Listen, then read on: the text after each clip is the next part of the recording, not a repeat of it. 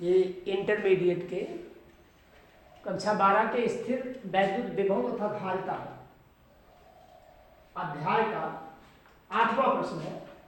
प्रश्न इस प्रकार है, पट्टिकाओं के बीच वाय वाले एक समांतर पट्टिका संधारित्र की प्रत्येक पट्टिका का क्षेत्रफल 6×10⁻³ मीटर स्क्वायर तथा उनके बीच की दूरी 3 मिलीमीटर है। संधारित्र की धारिता को परिकलित कीजिए। इसमें दो प्रश्न है। पहला पूछ रहा है संधारित्र की धारिता को परिकलित कीजिए। यदि इस संधारित्र को 100 वोल्ट के संभरण से जोड़ दिया जाए तो संधारित्र की प्रत्येक पट्टिका पर कितना आवेश होगा। प्रश्न इस तरीके से दिया है, यानी एक तरीके से आपको दे दिया है संधारित्र की पट्टिका का क्षेत्रफल ए दिया है 6×10⁻³ मीटर स्क्वायर और पट्टिकाओं के बीच की जो दूरी डी दिया है 3 मिलीमीटर दिया है। प्रश्न में 3 मिलीमीटर को आप मीटर में बदलोगे तो 3×10⁻³ मीटर हो जाएगा। अब ये कैसे बदला जाएगा पीछे आप पढ़े होंगे। अच्छा, समांतर प्लेट संधारित्र की धारिता का सूत्र है C डॉट बराबर ε0 मल्टीप्लाई A/D। इन मानों को रखेंगे आप। ε0 का मान आप पीछे पढ़ के आए हो 8.85 × 10⁻12 होता है। ए जो दिया है यहाँ 3×10⁻³ इसको हमने 3×10⁻³ दिया है। ये 3 दिया है कि 6 दिया है?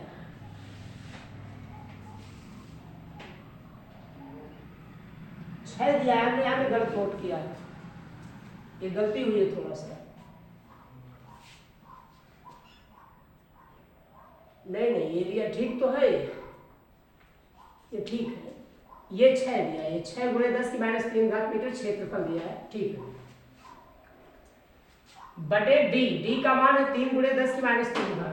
इनको हम इन सारी सामग्री को सूत्र में रखें। देखो काटा गया है 3 से सीधे 8.85 को काटोगे आप 2.95 आएगा। 3 से इसको काटोगे, ये काटना आसान है। आपका मिलेगा 2.95 गुणे ये 6 गुणे 10⁻12 और ये नीचे देखो 10⁻³ है, ये भी 10⁻³ है। ये कैंसिल हो जाएगी, इसको काट सकते हैं आप। 6 से आप इसमें गुणा करेंगे 17.70 गुणे 10⁻12। आप ये फैरेड में आया है, इसको आप 17.70 को लगभग लिख सकते हो 18 गुणे 10⁻12 फैरेड, या इसको आप -12 हटाओ तो 18 पिको फैरेड आप लिख सकते हैं।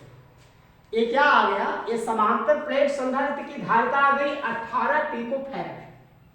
अब हमको क्या निकालना है, संधारित्र की प्रत्येक प्लेट पर आवेश आपसे पूछ रहा है। आवेश का सूत्र यहाँ Q बराबर CV, यानी Q0 बराबर C0 V0।